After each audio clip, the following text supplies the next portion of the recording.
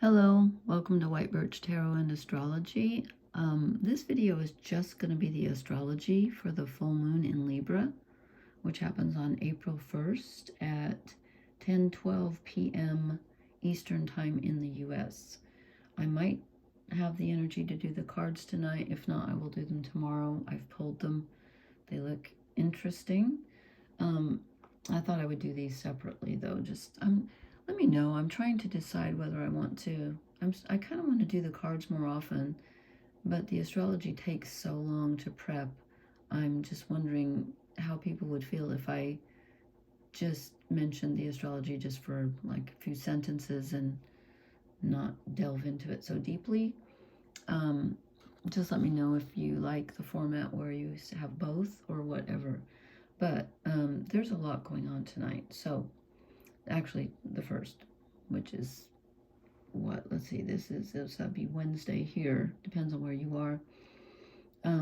So we have a full moon. Here's the moon in Libra, 12 degrees, sun 12 degrees Aries, and they're making a T-square with Jupiter in Cancer. And we have some other stuff going on too, but this is the sort of the main show tonight, or on the first actually. And you know, this is really interesting. So the sun is in Aries, which is about the self and our personal desires and our identity, and you know what we want, where we want to put our energy, willpower. And the moon is in Libra, which is about relationship and balance and harmony. It's ruled by Venus, who just moved into Taurus. Where's Venus? Here she is. She just moved into Taurus, what, yesterday, I think? So she's at 2 degrees Taurus. Anyway, so we have an emotional, the moon's always our emotions, emotional needs, and, you know, just how we feel. And it's in Libra. It wants harmony. It wants balance. It wants to do for other people. You know, it wants to be helping, and it's not great at sticking to its own boundaries, but in Libra, there is a sense of wanting balance, because that's what, it's the scales. So there is a sense of wanting some justice, but it's kind of tricky when the moon's here, because the moon wants to be giving, and Libra wants harmony, but you don't want to overgive, especially when the sun is in Aries. So it's kind of a balancing act between, you know, what do I need and what do I give? How do I balance things out? And when we have this T-square with Jupiter in Cancer, then it really gets complicated, because Jupiter enhances everything. It makes the emotions of Cancer, which is ruled by the moon. In fact, you know what? No, they're not. I thought they were in mutual reception, but they're not. So Jupiter in Cancer, Jupiter's in the moon sign. The moon rules Cancer. And this makes us extra emotional. I wondered, I've been feeling really emotional. I thought it was still the fact that we have Mercury and Mars and North nodes in Pisces. And that does contribute, honestly, because Mercury and Mars are here together pretty much. Mercury's at 14. Oh, Mars is at 23. Oh, that's a 2. I thought that was a 1. I can't even read my own writing. They're not conjunct, but anyway, they're both still in Pisces. But Jupiter here makes our emotional needs much stronger. They can almost go overboard here. And it's like about home and family. And as I've been saying all along, when Jupiter's in Cancer, there's that reminiscing feeling. It's like the 6 of Cups, you know, in the tarot. It's looking back and thinking about how you were nurtured or how you weren't nurtured. And it just makes everything feel so much bigger and more important.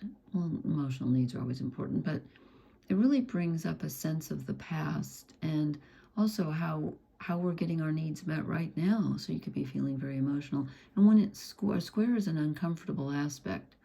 So the moon is trying to throw light on how we harmonize, how do we balance things? How do we balance our needs with, you know, our needs with other people's needs? How do we balance our relationships so that we're not doing too much, but we're doing enough. You know, it's tricky. And then when it's squaring Jupiter here in Cancer, it's extra tricky because we feel so emotional and our needs are just like glaring, you know. The moon's trying to balance things out, but Jupiter here is like, oh, you know, it's just excess, kind of excess emotion, and a real emphasis on memories and home and family. You know, there can be a lot of nostalgia with this. I'm feeling it. And then we also have Mercury at 14 degrees of Pisces in a trine, which is 120 degrees. And I don't know why I wrote that sideways. I guess, I don't know, because the line's sideways. So this emotional energy is kind of getting funneled into our minds. It's really on our minds because, you know, Mercury just went direct several days ago and has been in Pisces for what seems like forever. And so we're really thinking, we're processing emotional stuff. And, you know, he's direct now. But with this contact with Jupiter, all this emotion is like on our minds. And again, about families, memories, and all that. So there's just so much going on here. And I will talk. I'm going to try to post again in a couple days because I want to do something about Venus in Taurus. And let's see, she's got an aspect with Neptune, and there's just a lot going on. So and Black Moon Lilith down here in Sagittarius is making a trine to the sun. Trine is positive, and she's sextiling, which is also positive, the moon. So she's in the mix. So our wounded feminine, the dark feminine, the part that got rejected and, you know, wasn't accepted by our cultures or our religions or our parents or whatever, that's in the mix. That's speaking in harmony with the sun and the moon. And so, you know, that's coming up in our needs and our desires. And she's talking, you know, she's like, I'm part of this too. I'm part of this mix. So there could be a really, a very emotional feminine feel, and that part of you that perhaps wasn't heard before wants to come out. You know, in Sagittarius, she's bold and she's thinking about the future. She's like, okay, how are you going to use my energy going forward? You know, here I am. Don't forget about me. So it's very powerful. And as I said, I drew some cards, and I'm going to make a separate video out of that. But this is a very potent T-square right here that just increases the emotional aspect. Full moons are always emotional, and they always shed light on something that we need to see. And it's like a culmination. It starts with the new moon, you know, and then it kind of reaches its apex at the full moon, and then we kind of dwindle down to the next new moon, which I believe is in,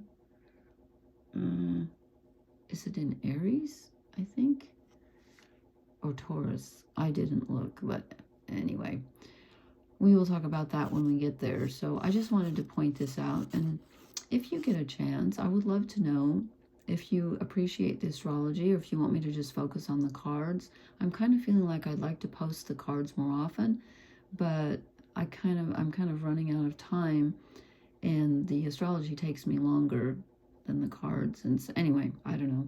So I'm trying to make shorter videos also because I know people don't have a lot of time. So I'm going to put this one out there, and I hope everyone has a good full moon. And again, I will either post the tarot reading tonight or I will do that tomorrow, but it will be up.